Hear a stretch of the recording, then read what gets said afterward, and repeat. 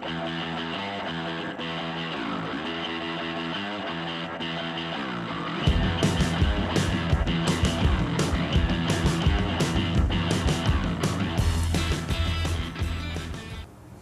everyone, this is Justin with theactionreport.com. We're here for TARA podcast number 8, and I'm joined by Mr. Shane Van Boening. How you doing, Shane? Pretty good. You got a big match coming up here tomorrow for everybody anyone's been living under a rock. Shane's taking on one of your idols, right? Yeah, one of my favorite players has been for a long time, and so I'm looking forward for this match. What have you been up to? We've been busy. Last we saw, had a match with Earl. I had one tournament, and I played the Moscone Cup here in Vegas. So, and then I went home and went ice fishing for a little bit. Went ice fishing. Well, you won Turning Stone, which is a points event. Yeah, I was in stroke, and I had a lot of confidence in myself, and I was playing well. Let's talk a little bit about your Moscone Cup experience. What was it like this year? How many times? How many has this been for you? How many times have you played? I believe I played 6 matches, and No, how many years? How many years have you played? 6 years. Well, actually, this will be my 2007 was your first year? Yeah, so it's 5 years from now. Okay. So, What was your impression this year? well, we tried our best, and they played well, the Europeans.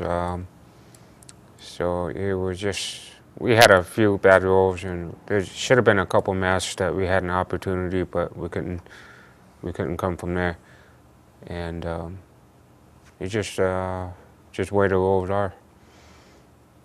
I'll tell you what, I'm going to take one break. I'm going to ask you a question, and some people are talking that the video's dark. I can fix that.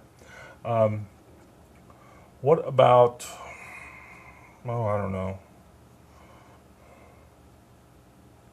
Charlie Williams said something that I thought was kind of silly, but I'd like to get your take on it. He mentioned something about, the Europeans played good, but the rolls went their way. And, I mean, do you believe that, or do you just think they just played good enough to win? I believe it. It's just there's quite a few rolls that should have been our way, but we just couldn't come with it. And we stick together as a team.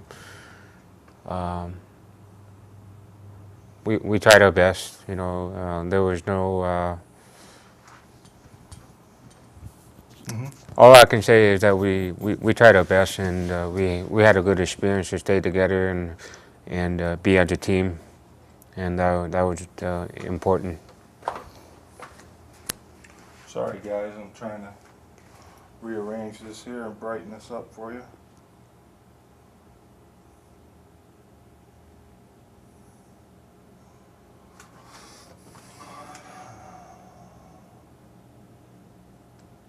All right, let's try this. Coming back. That should be a little bit better.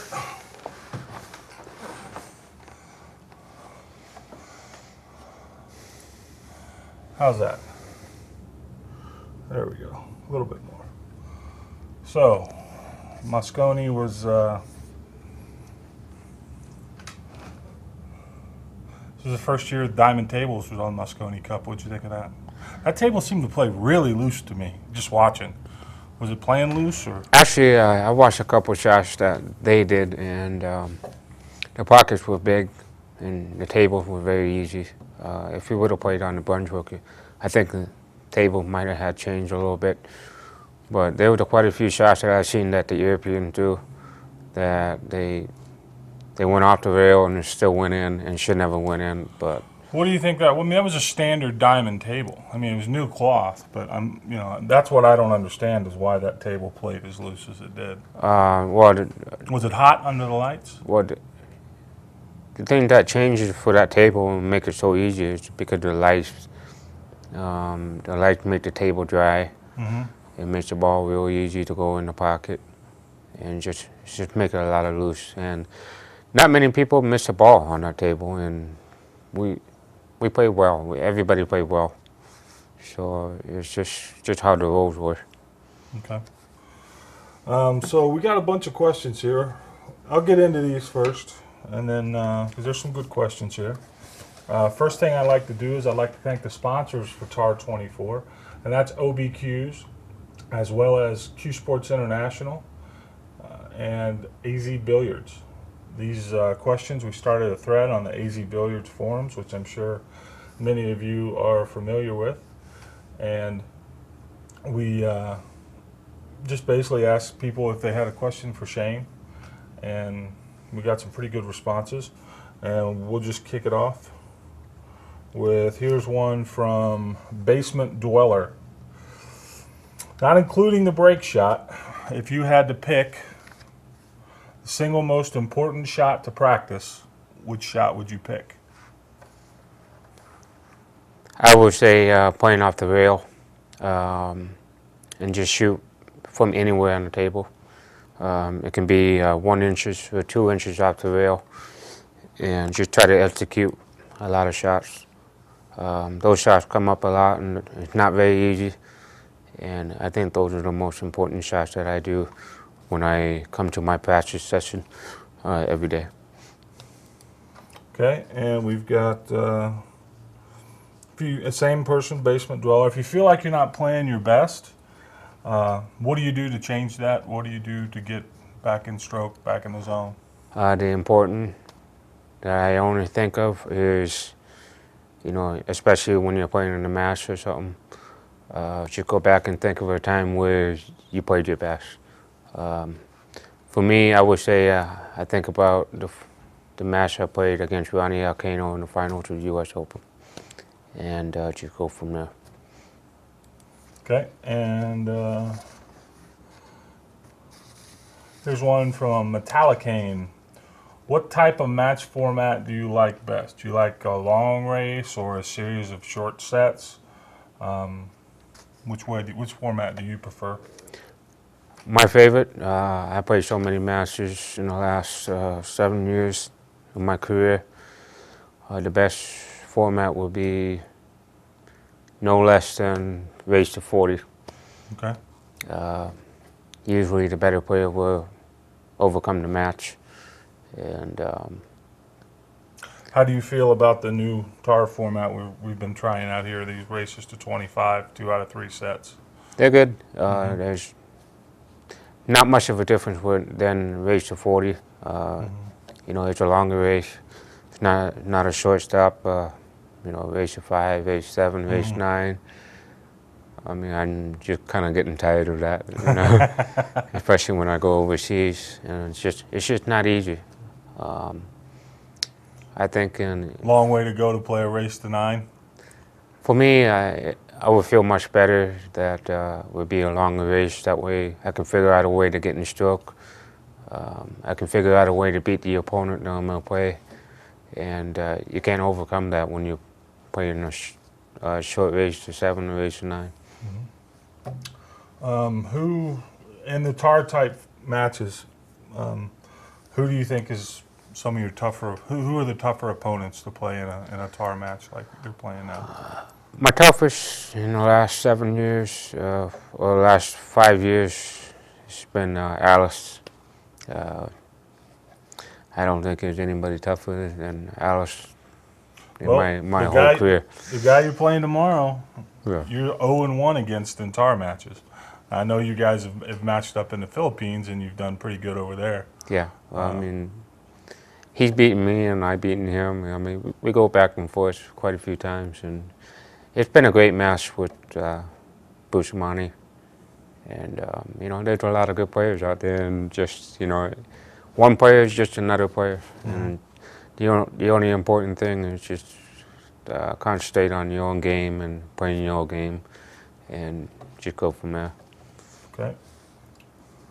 Pool Hustler writes, who would you love to play but haven't played yet? I would like to play with Chia-Ching Wu. I've been watching him in the last couple of years, and he's coming out pretty strong, and he got a great game, and I think he's going to be one of the toughest matches later on in my whole career. Um, Hopefully, I can play him someday.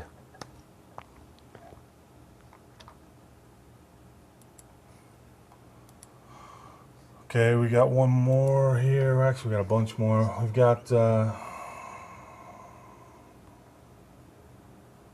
which tar match? This is from Petro Boy. Which tar match do you feel is the favorite one you've played in? Of all the tar matches you've played, is there one that sticks out in your mind you just enjoyed, or you was a big deal because you won it or lost it or what?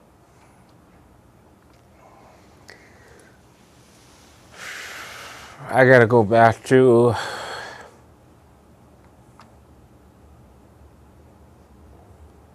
I got to go back to Corey, me and Corey match. First tar match ever. Yeah. I mean, just because I'm saying it because I played real well there. I mean, I was just really in dead stroke, and that's probably my favorite. And my least favorite would be is when Alice beat me in a race 100, and he came back by 23 games, which is pretty strong. But yeah, those two. You still wake up at night thinking about that comeback from Alex. That was something else. But you got your revenge. You know, you played phenomenal here to beat him. That was. Well, a I great guess match. I guess from that match right there when he beat me, I just learned my lesson. You know, you always got to stay positive, no matter what happened. I remember when the ball was just starting to skid on me, and just things starting to change in his own way, and it was just unreal from there. So it's a lesson learned from there. I just want to take a break here I've got a ton of questions here and we'll get through them all. But I want to mention to everyone that OBQ's is putting on a free contest for anyone that wants to. It's free. You go to their website and you sign up, and I'll give you a picture of the cue you can win. Right there it is. And you can win this OBQ. It's one of their new in-house cues. It's Cocobolo and Bird's Eye. It's beautiful. It's got a OB Classic shaft on it. And you just go to obqs.com. There's a link, a button for the TAR 24 Q giveaway. Just click that. There's also a link if you're watching this on our website. There's a link right there on the TAR homepage to go to it. Doesn't cost any money. All you have to do is register, create an account, and you're entered to win. And then we'll draw the winner. We'll announce the winner the 19th, which is the Thursday following this weekend. Our next TAR podcast will announce the winner. Also, thanks to OBQs, everyone who buys the pay-per-view this weekend will be entered to win an OBQ break cue. So if you buy the pay-per-view, your name automatically goes in. We'll announce the winner next Thursday. So thanks to OB for all their help, and plus they kicked in a couple of cues just because they thought it would be cool and give a little something back to people who support TAR, and we really thank them for that. And one of the things that we try to tell everybody, and I try to do it myself, is if you see somebody supporting pool, and it's not, it's not just TAR, but anybody that's out there doing something. And OB has been around for a long time. We've got a long relationship with them, but they also did OBQ, and they might still, I haven't kept up with it, the OBQ's ladies tour down around Texas. And they do a lot of things for pool, so just nothing else, maybe send them, if you don't want to sign up, send them an email, tell them thanks for all they do, because they've helped us a lot over the years, and it's great to have them back on board. One more we got here from Big Fish, and this is a great question. I would like to ask Shane, is there any chance could he stir up a bar table 8-ball match for the TAR studio? Thousands of bar table 8-ball players are dying and begging to see. Well, you've got an open challenge to play bar table 8-ball with anyone in the world, right? Yes, that's one of my favorite games, and I'm willing to play whoever wants to play. 10 grand minimum? Yeah, let's go from there. Okay. What else we got? There's a question here about your cue. DG Hustles. What cue you playing with? Right now, I've been using the same cue for the last year. And you can kind of see it there. Not really, but go ahead. And it's a Q-Tech R360. I've been playing real well with it and pretty happy to play with Q-Tech. We actually, before the show today, I got out the calipers and the scale because everybody always asks about change cue, and the cue with the shaft that's on it now that he's been playing with is 19.3 ounces, and the tip, at the tip, it measures right at 12 millimeters. It was going between 12 and 11.98 on the calipers. That's the way I was measuring them. So, is that a thinner shaft? You've always played with a thin shaft like that? I thought about that last week. I think this shaft that I'm using now is getting back to what I used to play with a long time ago. And it's just getting thinner and thinner because I've been playing with it so much. And I guess it's getting to feel a lot more better than it did before. So You like it then? yes, it's working best for me. What tip are you playing with? Right now it's the Kamui Hard tan color tip. So Okay.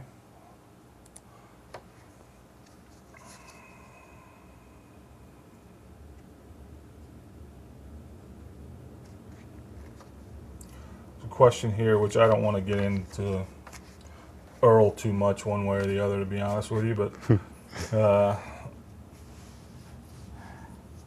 Earl made a comment. This is from Luck Would Have It.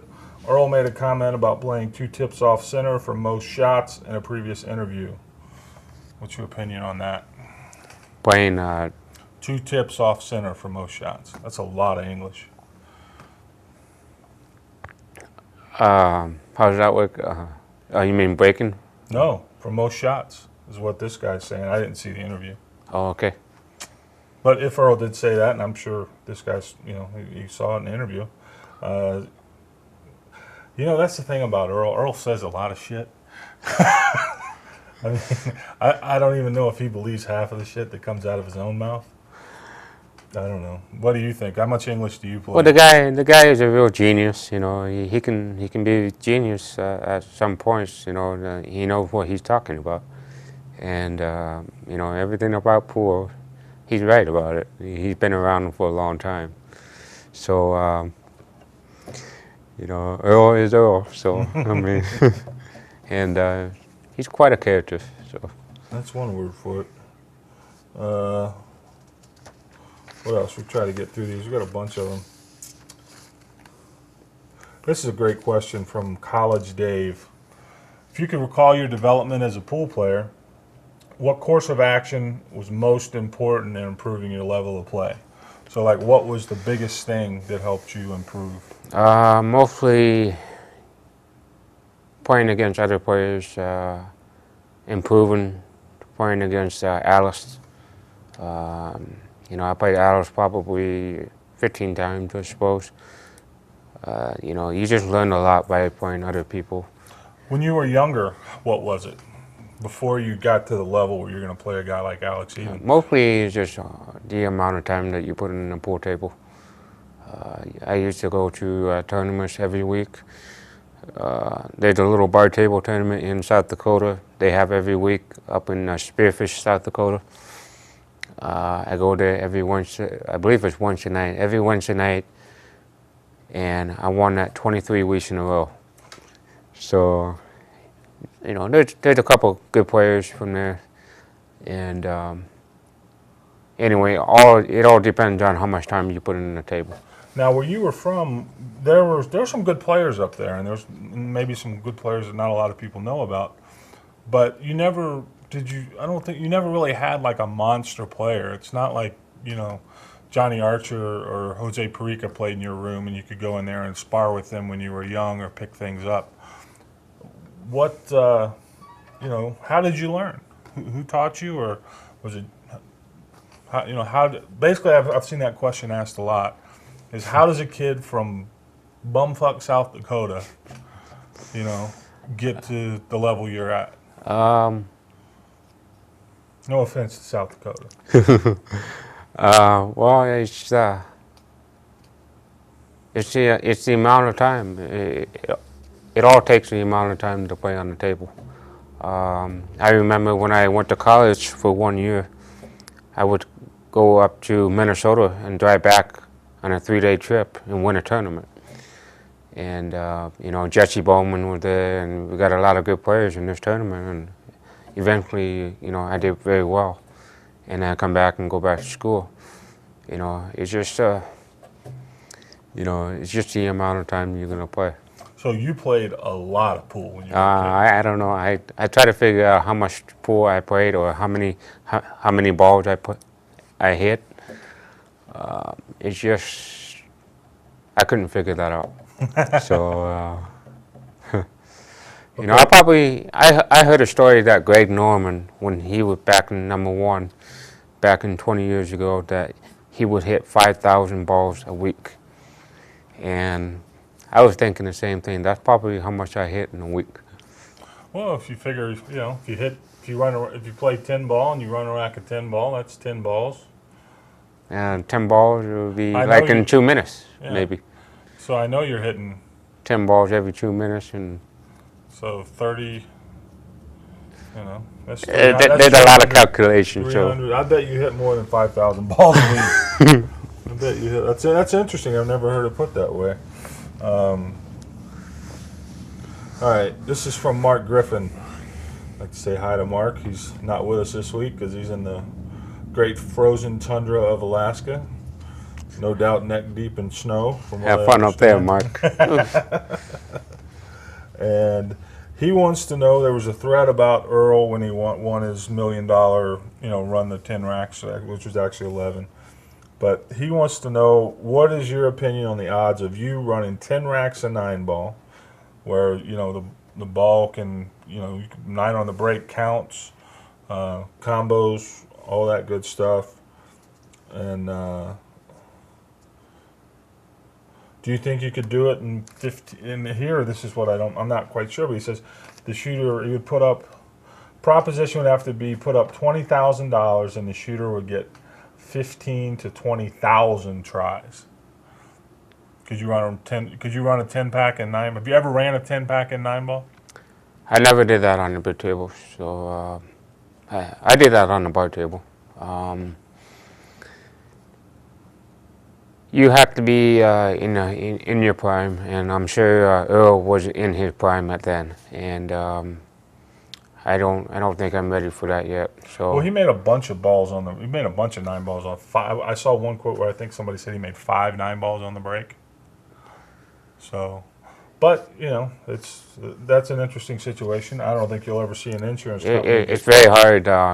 The most I've done it in one tournament was Sis, won somebody, and You ran 7 racks of 10 ball here unfinished. yeah, 9 balls a lot And that was harder. a tough ass table. Yeah. You think 9 ball's harder? I think so, because you can't really get a shot on the 1 ball, and it's What 10 if, ball, What if Donnie Mills was breaking for you? nah, I don't know. I don't like his break. I don't believe it. South breaking, I don't believe any of that stuff. So, no offense, Donnie. Just keep working on your break.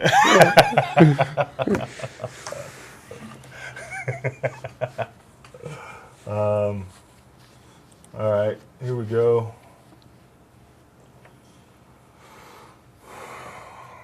Ham, this is from Ghost. He says, Shane has stated he follows the HAMB method. Do you know what that is? I'm not so sure. I don't know what that is. It has something to do with the Stoker. I have no idea. I don't know.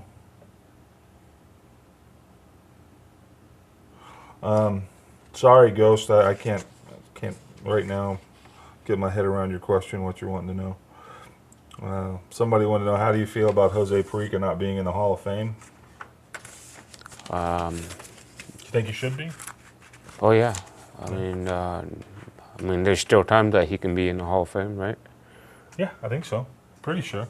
Yeah, I believe he will. Because I know, I actually was just this year. Mike Pinozzo was invited me as a member of the billiard media. That's right. To I'm actually able to vote on the Hall of Fame inductions now, which is really cool. And I would definitely vote for Jose Perica, Yeah, leader of the invasion, baby. I think he deserves to be there, and he's been one of the toughest players in the Philippines, Yeah. and so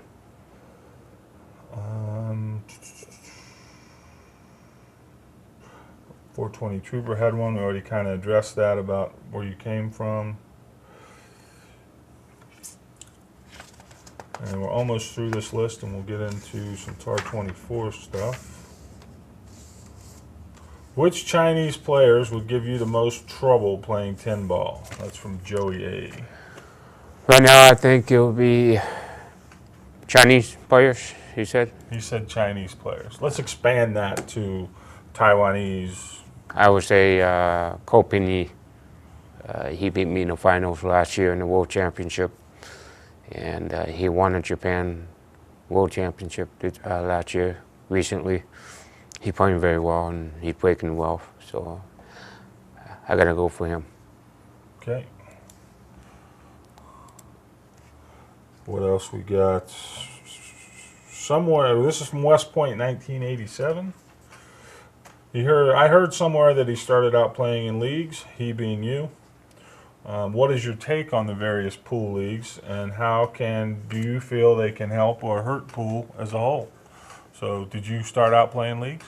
I started playing pool league when I was 7 years old, I believe, or probably 8, and I've been doing that for almost 10 years. Mm-hmm. And then I go to the national championship in Vegas here at the Riviera, and met some of the few top players, and learn from them, and and just started playing more from there. Do you hold any national championships? I hold 3 international VNEA titles. Mm-hmm. Did you ever win the BCAPL divisions? I came close a couple times, and I don't think I did win Well, one. maybe we'll see if Mark will let you back in so you can get a shot. What do you think? Play some Masters pool? Yeah, Well, now they do have the Grandmasters. You play the Grandmasters, right? yeah. I got in the finals a couple times, and Mm-hmm. I couldn't get the title. So Yeah, that's tough. I mean, the competition's unbelievable. Yep. I think it's really cool though to have the greatest players in the world down there playing bar table 8 ball. You know, Yeah. same tables, same floor as everyone else. yeah. That's really cool. This is a great question, and this is one that I'm anxious to hear what you have to say because I know how I feel about it. And after you answer it, I'll give you the right answer. Please ask him how he feels about, this is from Stork. He says, please ask him how he feels about a tournament that has a $1,000 entry fee limited to 32 players, or something similar. He says, I believe it would benefit the pros to have more events that were truly pro events, so only pro players. No dead money, no open entry. What's your opinion on that? That's the way it should be. Look at the tennis format. They only invite the top players in the world. Look at the golf. Same thing. You gotta be qualified to be in this tournament. I don't like playing with these amateurs, pretty much, and that's the way it should be. I mean, I'm going to agree with you. I think that the answer is, I think there's a place for open tournaments like the U.S. Open, the U.S. Open 10 Yes. ball, even U.S. Open or U.S. Bar Table Championships. But as far as strictly professional, I believe that there's a real hole right now in this country specifically for true professional events. And I think exactly like this gentleman says, I think a 32-man field, $1,000 entry fee, in my opinion. It could be more. I Absolutely, I think mean, it should be more. you could go more. I mean, I think the money, you need to show the money is way up there and make it more professional. Well, the way I talked to Greg Sullivan of Diamond Tables, and I had a great conversation about this, and we were talking about, small fields, big entry fees. That way, your added money goes farther. Now, okay, say you've got a 32 or honestly even a 16-man field, and you add $25,000. Well, that means a lot more than if you add $25,000 to a 128-man or even a 64 or 96-man field, because your money's going to it gets gutted down through the. Well, what's good about that is that, when you go to a 16-player field or 32-player field, if you want to have a, I don't know, 5-day tournament, you can go longer races. Absolutely, yeah. Race to 20. Well, You don't have to watch the amateurs missing a lot of balls. I mean, it's Well, gonna go real fast. it's a pro event. It's strictly more professional. Yeah. Well, that's the thing and it's a pro event. And one day when I become king, it'll be high entry fee tournaments, probably 16-man fields if I got to pick, and you'd play long races and it'd be single elimination. You might play one race to 25 and then you're done. Well, America had to change something. I mean, we got 4 tournaments for the pro events this year. Nothing happening for the U.S. right now. Well, we're personally working on something, and we've got some irons in the fire. And the thing of it is, what kind of sucks is when you try to do something, and I've talked to some players, and you're pretty open about it. But a lot of players, if you say, look, we're going to try this or that, and we can find 20, 30, 40,000, something like that to work with. Oh, well, that's no money. I can't make a living on that. So it's like they don't really care one way or the other, and they're not willing to get behind it. But what's more important is that people have to work together as a team. A lot of people need to change that. You have to agree to something. Something can change. One change can make a difference, I believe, and that's what we need to do. Yeah, I agree. One thing I want to get back to before we move on was my story about Greg Sullivan. He said something that when I hear some people have said, I don't like high entry fees. The high entry fees are no good. But something Greg Sullivan said, and I agree with 100%. He said, if you can't come up with $1,000 or $2,000 entry fee, you're not a professional pool player. No, I mean I'm pretty sure everybody can go and get some backers, if they need it, and it shouldn't be a big deal. Right. I don't think $5,000 would be too much, but $2,000 entry fee for if we have consecutive tournaments every month, 50,000 added every month. And then you have qualifiers for maybe 5 spots or something. Things can change. And well, see, the thing of it is, I don't think you're ever going to get monthly 50,000 added tournaments right off the bat. That's too much money. You can't make that money back. We have to start somewhere. Well, see, that's where I'm thinking is, just say you have 20,000 added, which is doable. You can get 4 guys to put up $5,000 a piece, maybe, to do a tournament. Right. A pool room owner, maybe you get some sponsors. It's not outside the realm of possibility to do a $20,000 event. There's plenty of guys in pool that could do a $20,000 event tomorrow if they wanted to, if they believed that there was a reason to do it. But what I believe is that amateurs should not play in the pro events. It's off limits for me. Well, but the thing of it is, right now, this is what's so screwed up about pool in this country. The only reason the pros have any tournaments to play in is because of the amateurs. That's with the dead money. If you take out all the dead money in the U.S. Open, all the dead money in the Joss Tour, there's only going to be 16 players playing. Now, the thing of it is, and that's because I think the model Model doesn't work. I mean, unless you have somebody there willing to just give away 25 grand added, or has some reason, like Mark does it because it adds money, it adds to the prestige of the BCAPL, and a lot of the expenses are already covered because all the stuff's already there. Barry Berman does it because that's what Barry does. That's his life, is that 9-ball tournament. And Turning Stone next year, they've got a great partner in Turning Stone. That's where that money comes from. If that money goes away, it would surprise me greatly to see that those two events remain as $25,000 added events. Right. It's got to come from somewhere. So, I don't know. I think there's a lot of answers, but it comes down to the main thing is it has to make financial sense for the players, and it has to make some kind of money for the people putting it on, or else they're not going to do it. And then what are you going to do? You're going to be out there scuffling in the $2,000 added tournaments, or you're going to be flying to China to play in an event where you got to play the best people in the world and finish second to make any money. Right. It's, right now, the economy is real bad, and it's pretty much hurting the pool industry. And I don't know what to say. I mean, things gonna have to change somewhere. What we got here? Sorry for that little rant, guys. But I think that's a great question from Stork. I really think, and I agree with you 100%. I think it needs to be professional-only tournaments, higher entry fees, and let people qualify to get in. You got to earn your spot. I agree 100%. This is from Fast Lenny. Do you use an aiming system? Yeah, most shots I do. If I have a cut shot, then I have an aiming system for my shaft.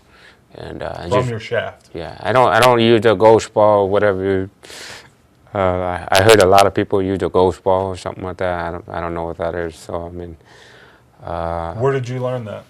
I just learned it on my own. Everything I've done, biplane, all the time I put in, I just learned it on my own. And then once you do it a lot of times and shoot so many balls, then you're used to the shaft, and then everything is automatic. You don't have to take too much time to figure out what your aiming is. So, I'd like to hear more about this aiming system. Can you describe it? If you're willing to? Well, if you're cutting the ball to the left, basically, I use the edge of the object ball, the right edge of the object ball. If you're going to cut the ball to the left and to the corner, I use the right side of the object ball and then aim from the left side of my shaft on that spot. And it goes from there. It makes sense a little bit. Okay, hold on. All right, Tar Podcast is about to go active. Come here, get up, show me. Here, can you hold that? It should be able to stay on. Here, just leave it on. Okay. Yeah. Let me see. All right, guys, let's go get it. It'll be worth it, though. Let me, okay, go ahead. So basically, if you're going to cut the ball to the left, just like this, I'm using the shaft, the left side of the shaft on the right side of the object ball. And I pretty much clarify what's going on right here. Okay, go ahead, do it. Just explain, and I will. Okay, there. Now I've got you zoomed in there. Go ahead and tell me what you're talking about one more time. If you're gonna cut the ball to the left to the corner right here, and everybody should be able to see it. So you're cutting it up in the corner. I'm pretty much aiming the left side of the shaft and the right side of the object ball, just right on the edge of the object ball. Okay. How do you pick the point? How do you pick your point where you're aiming? Well, if you're coming in more, then I use a different section of the shaft. Oh. Okay. So from right here, I'm using the center of the shaft and aiming on the right edge of the object ball. Okay. From right here. So depending on what angle you have, depends on what part of the shaft you use? Right. Okay. So if I'm going in more, then now it's different. I'm using the right edge of the shaft. Right edge of the shaft, pretty close to the right edge of the object ball. Okay. So everything's different, but I'm using my shaft. I'm using 3 different sessions on the shaft to aim. Okay. And I go from there. After I do it so many times, I already know what to do. Everything's automatic. I know how to aim, and it's pretty much simple. Okay. Go ahead and hit the shot. Show us what you're talking about. So I'm gonna go back here, and I'm using a strong cut on this ball. So pretty much what I'm doing right here, I'm looking at the right side of the object ball, and I'm aiming the left side of the shaft on the target. Okay. Make sense? Yep. Okay.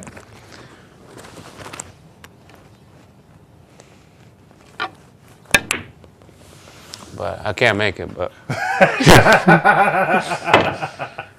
So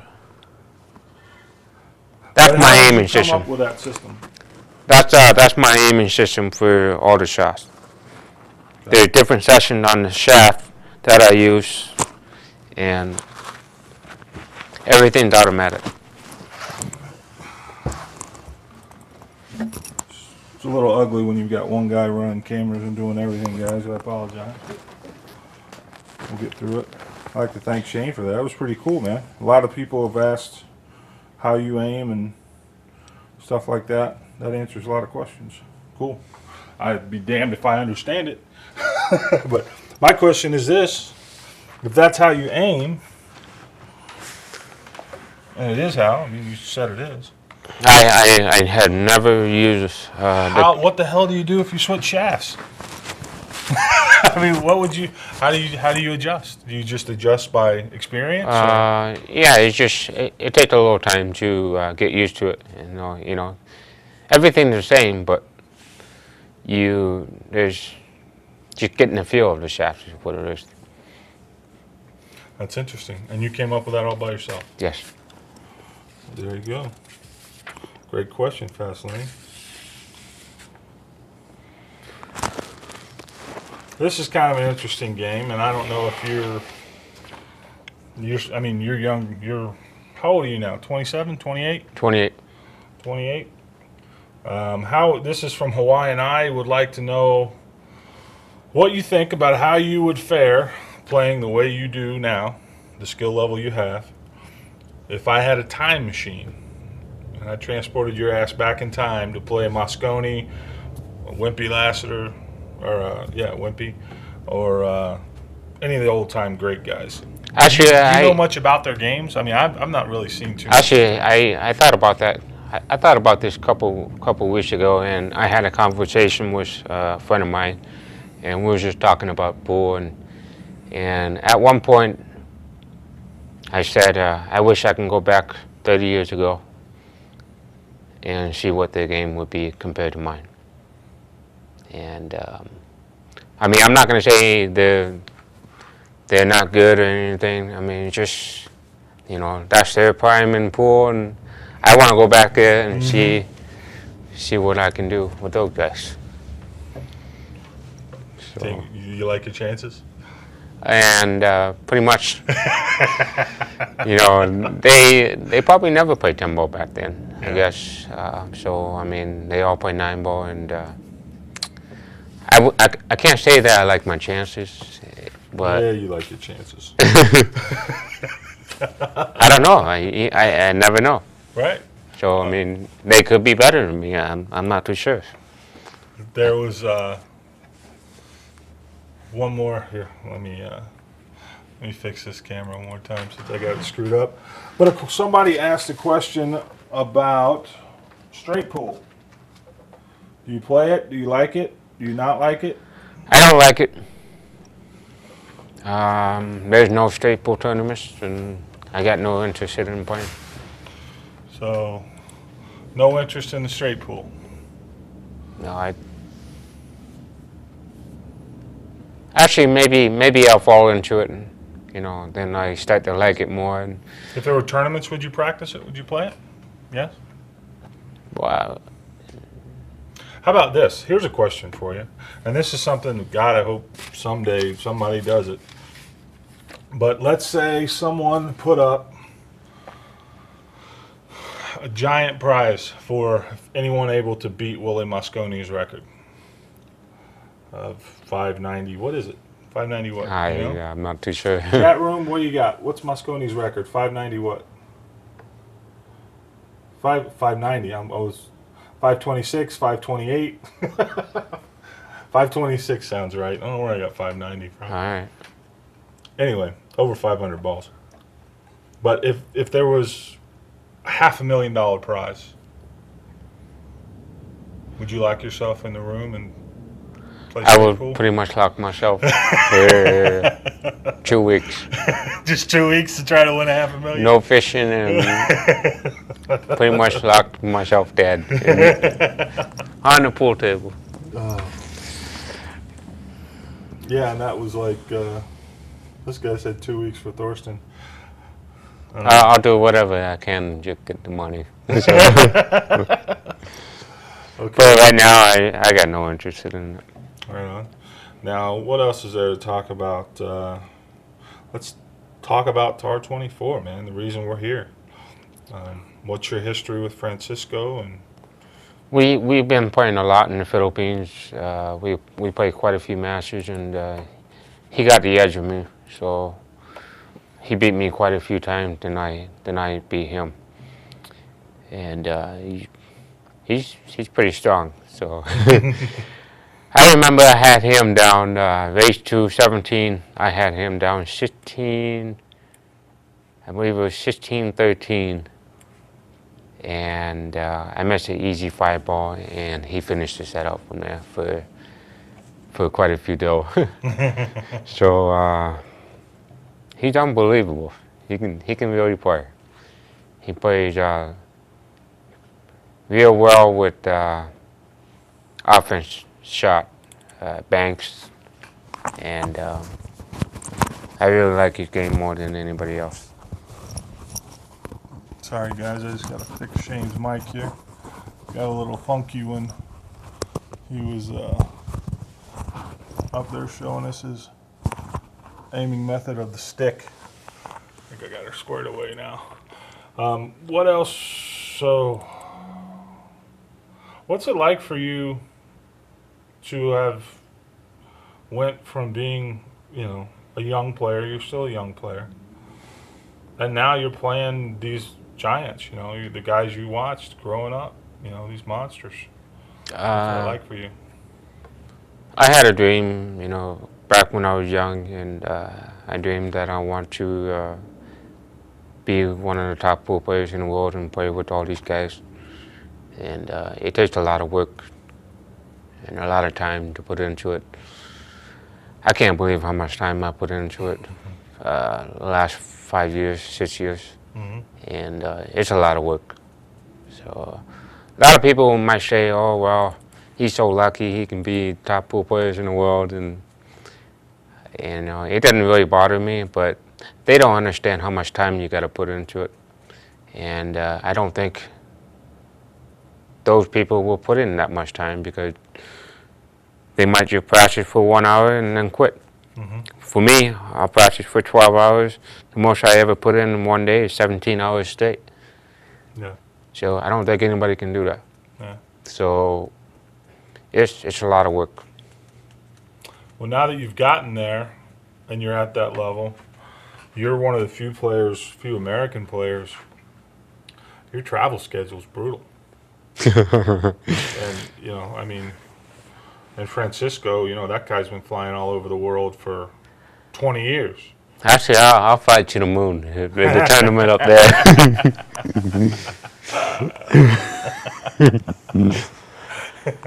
I promise you that. If there's a tournament up there, I will fly up to the moon. All right. Here's a question. Let me see if I can fix this. This thing's tilting me. 1 second, guys.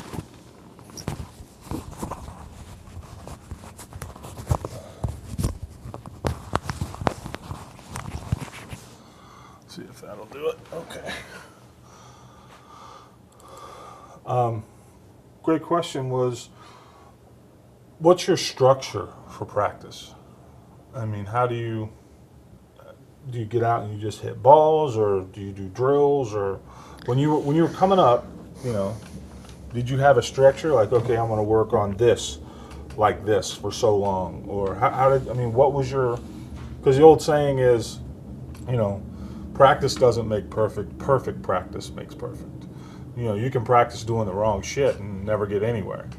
So, you know, what's your view on that? For me, I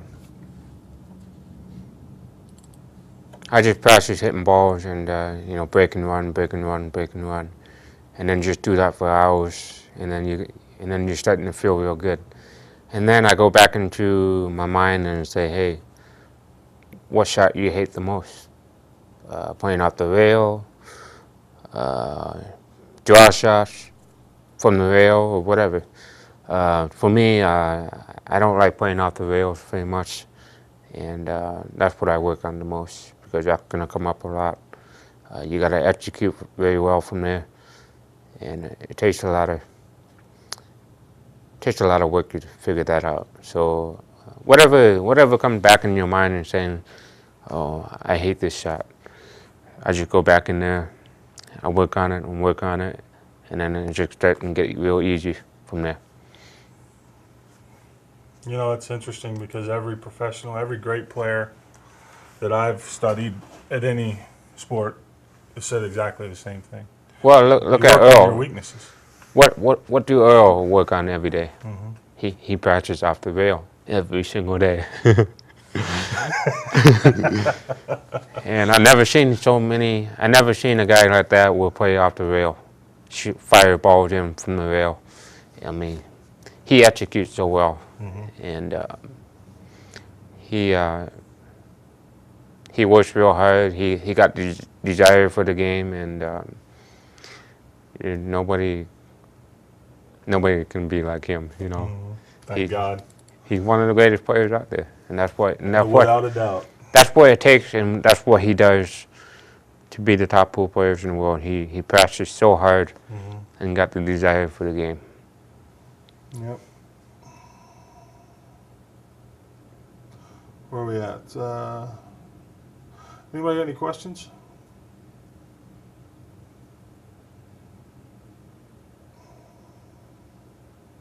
Okay, here you go. This is from Celtic. Ask Shane his thoughts on 8-ball on the new diamonds with the 4 1/8-inch pockets as a pro game. Do you think if you played, you think 8-ball on a big table could be a pro game, even with tight pockets? It's not a pro game.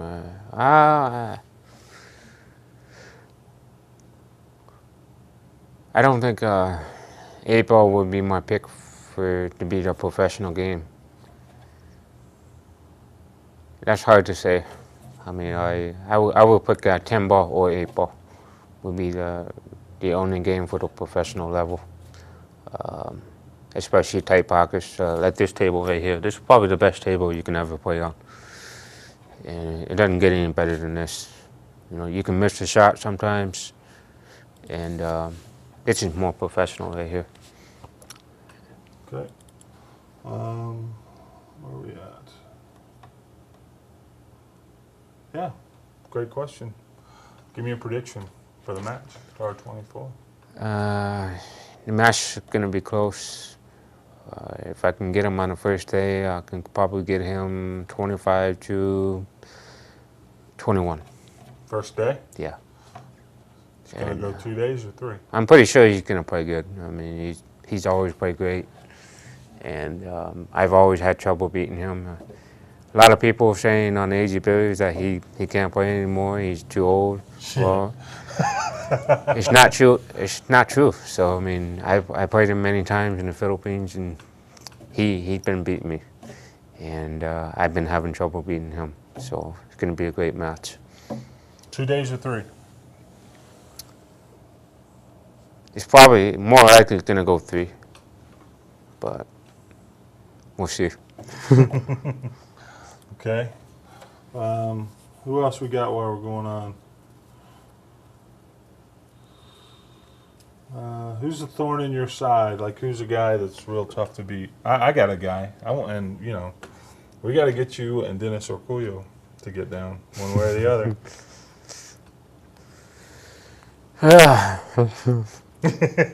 I hadn't played him much in the Philippines because if I play him in the Philippines, then I got no action.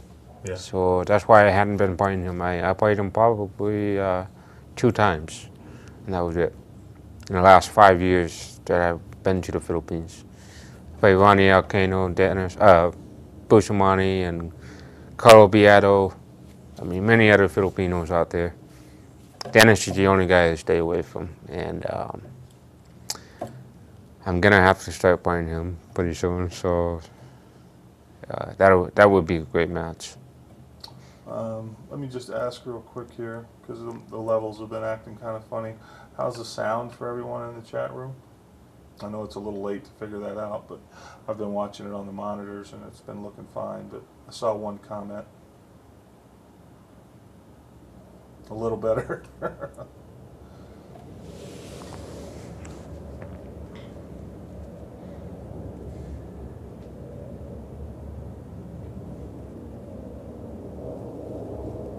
Alright, I'll try to fix Shane's mic, but it's a... God, I hate this. Alright, I'll be right back.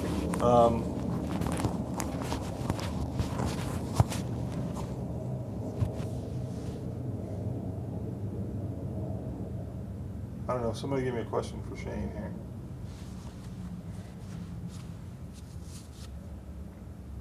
Who would you like to see in a tar match? A tar match would be. I would Speak pick. of the devil, there's Bustamante. I'm ready. Oh, Let's go. guess who showed up? Let's go.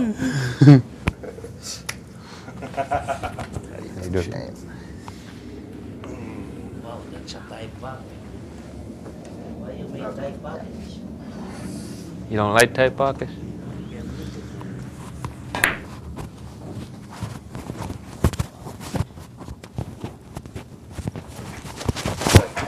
Check 1 2, check 1 2, check 1 2, check.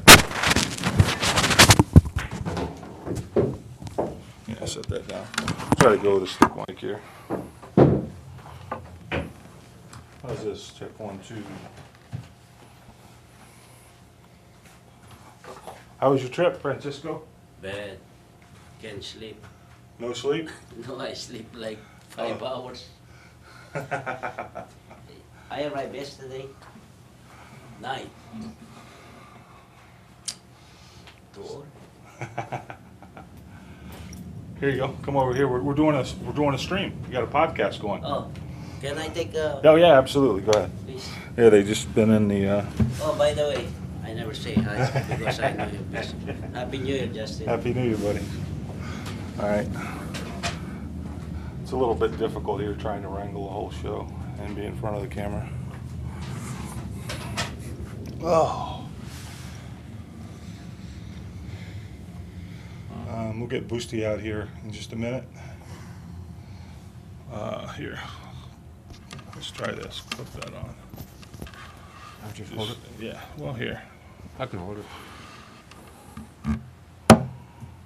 Try this. For now. Try that.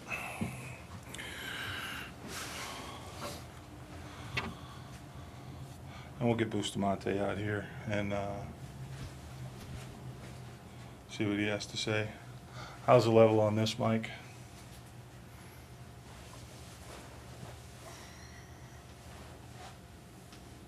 Who would you like to see in a tar match? Who would you like I mean, not you playing, but who would you like to watch play? I would watch.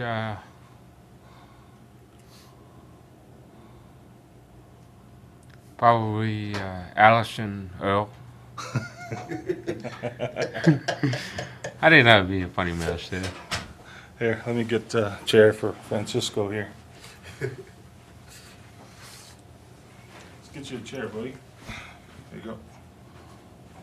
How's your game in Philippines? Good. There you go. Scoot over a little, Shane.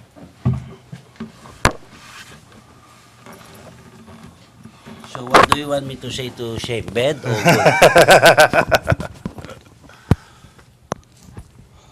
Let me go this way. Here, hold this for a minute. Just remember what he said to Archer when Archer ran a set out on him. Double the bet. That's 1990s. Now is 2012. 22 years ago. Yeah.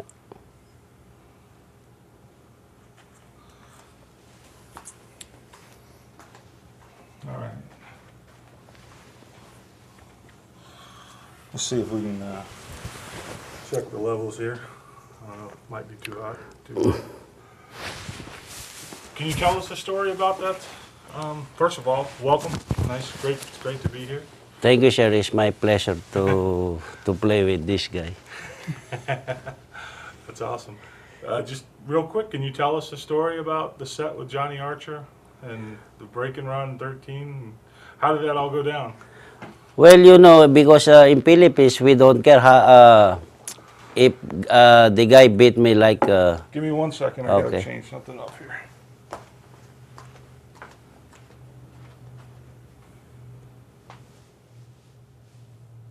Go right ahead, Francisco. Yes, sir.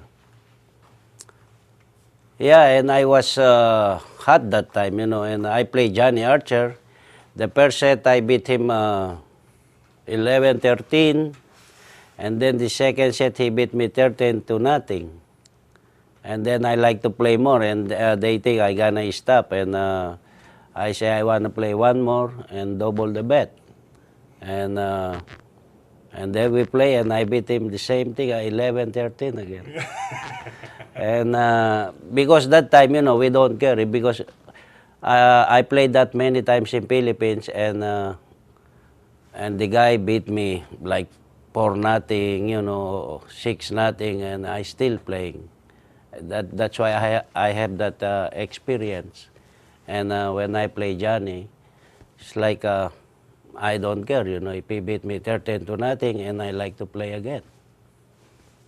So that's happened. That's awesome. What do you, this last time you guys played on a tar match was at Derby City, and you got the money? And that was what, 2009? Yeah. Something like that? Yeah. So almost 3 years, it'd be 3 years ago this month. How do you like the format, the race to 25, 2 out of 3 sets? Do you like that better than like a long race to 100?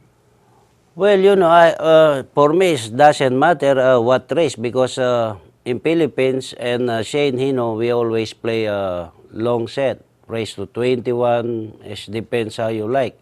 And for me, race to 25, that's good enough. That's something that a lot of players and a lot of fans have noticed too, is in the Philippines, the top players always play each other. You're always in action. Great players always playing. And it doesn't always have to be for giant amounts of money, but you're playing each other all the time. Yeah. Why do you think the Americans don't do that, and why do they do it in the Philippines? Because in Philippines, it's different life, because we have a sponsor, and somebody stake us, even it's not so much money, like we play like $1,000 race to 26 or race to 21, and that's why that's the difference, I think, because we have a lot of people betting, and that's why we have no problem with play each other, because too many sponsors. Okay. You guys going to Derby after this? Yes, sir, yeah. Okay. Does anybody in the chat room, we're live, by the way, so does anybody have any questions for Francisco? Oh, yeah, that's right. Let me change something again.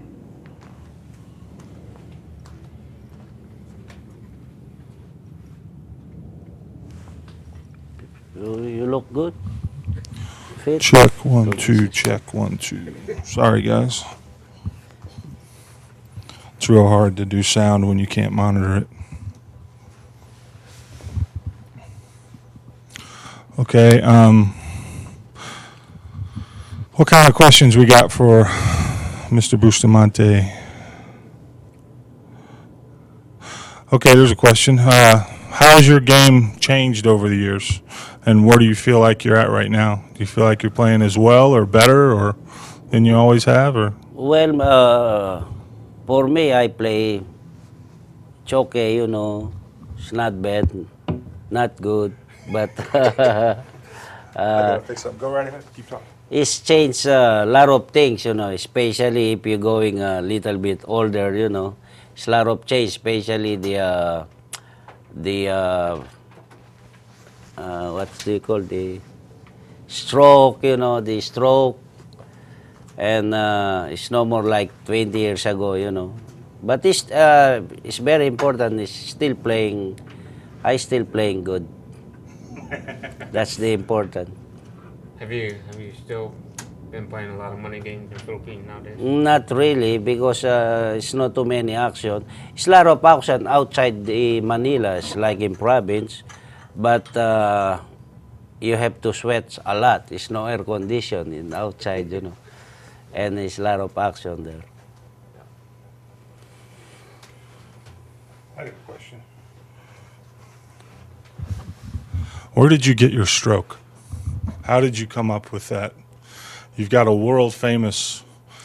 Well, you know, when I grow up and I start playing pool, and I see a lot of people playing like that, and I try, you know, because everybody in Philippines play like loose, you know, and I try, you know, and I love it, and I practice like that, and then I learn a lot, and still my position is like that, so I like it, and I have no problem. Like this, sometimes the people they make fun of me because my stroke. I say, I gonna do that's I grow up, you know, and I learned that, but still making the ball, you know, Well, I'd say that's the very important. there's a couple of generations now of people who I've seen looks remarkably like that stroke, Yeah. and I know where they got that from. Who was your idol when you were young? Like, let's say when you were 20 years old. Who was your idol? No, my idol that time I have we have a one guy good player in my city, so he play like that, you know, and when I was young, I always go with him, and when he play, I watch him many times. So and then I learn with him, I practice, you know, and then after that, when I go to Manila, I see Efren, and I see the same thing, and yeah. But my idol before is from my city where I live. Wow. Shane, if you got any questions, jump in, man. The deal with the stroke too is the equipment over there that they probably play like you did now. There was a question about are there young Filipino players that most people or everybody in the United States has never heard of? I mean, are there great young players over there coming up? Yeah. It's a lot of young player coming up now because sometimes I see in the Purum, I don't know, and he's playing good, and especially the guy Carlo Biado is playing well in Asian. He never been to America. What's the reason why he can't come here now? Maybe sponsor, you know, that stuff, and especially if you are first time to go to embassy, they gonna ask you a lot of questions, of course, and I think this one is not too hard to get the visa, but the problem is the sponsor, you know, who gonna expense the money, and especially here, you know, cost you every time you come in America, cost you like $3,000.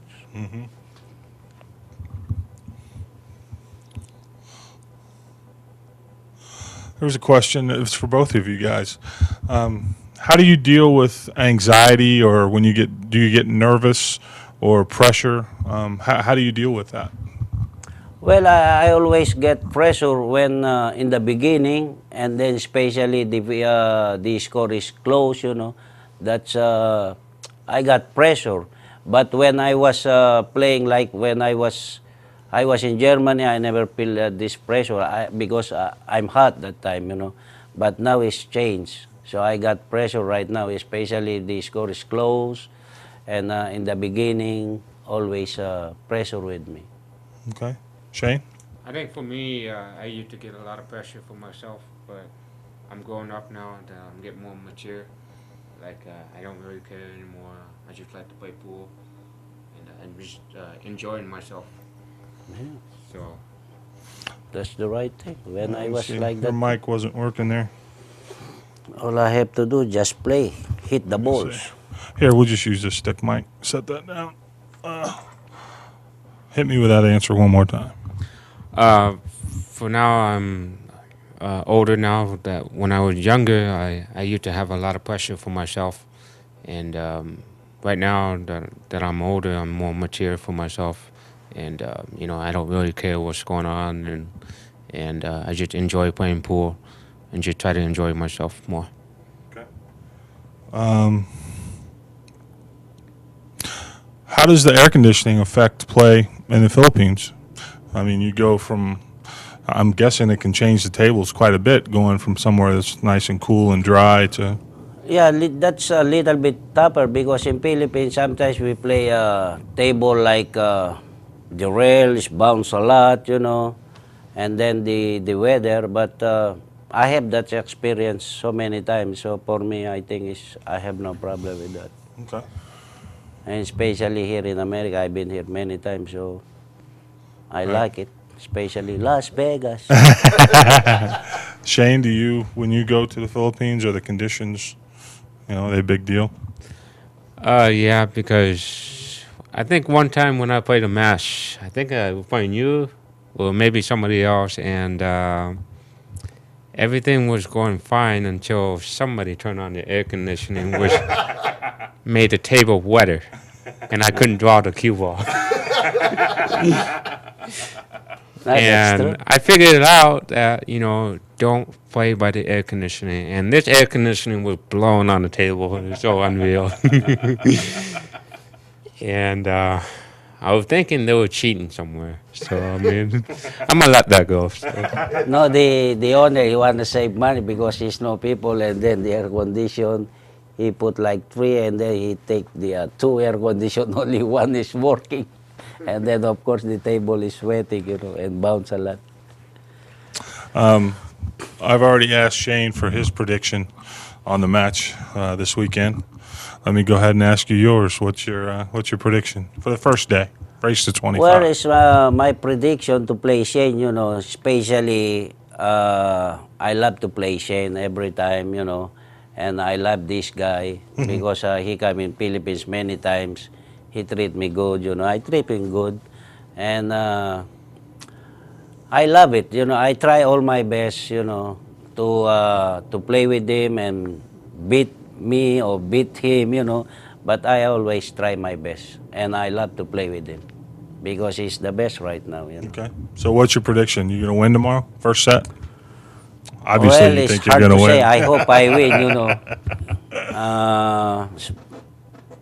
We'll see. I don't want to say something. Don't want to jinx yourself. I get Yeah. it.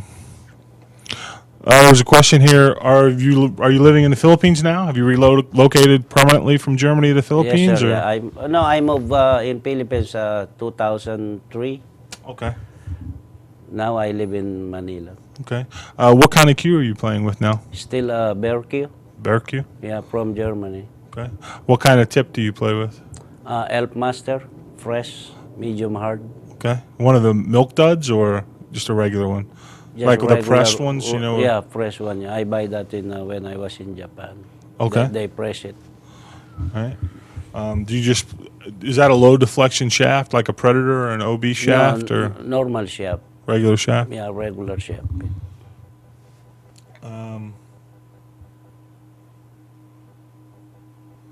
Do you use a brake cue? Yeah. Yeah. I guess we can go ahead and wrap this up. Mainly, I'd like to just thank you both for being here. I know Francisco probably wants to hit some balls on this table. Or have you guys checked in the hotel yet? No. Okay, so you just got Maybe here off the tomorrow. road. Okay. But on behalf of TAR and OBQs, Q Sports International, AZ Billiards, I want to thank both you guys for coming and being a part of this. I think it's going to be one of the biggest things we've ever done, and I really appreciate it. And I'd like to thank everybody who's watching. Join us tomorrow night. We're kicking off at 4 p.m. Pacific time. That's 7 p.m. Eastern time. These guys are going to go at it. 10 ball, race to 25, 2 out of 3 sets. Somebody's going to win 10 grand. And we hope you'll join us. And once again, please be sure and visit OBQs. Fill out the form to enter, and I'll pull that up here if I can. Where are we at? There we go. Wrong one.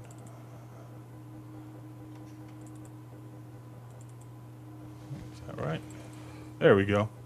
That's the one.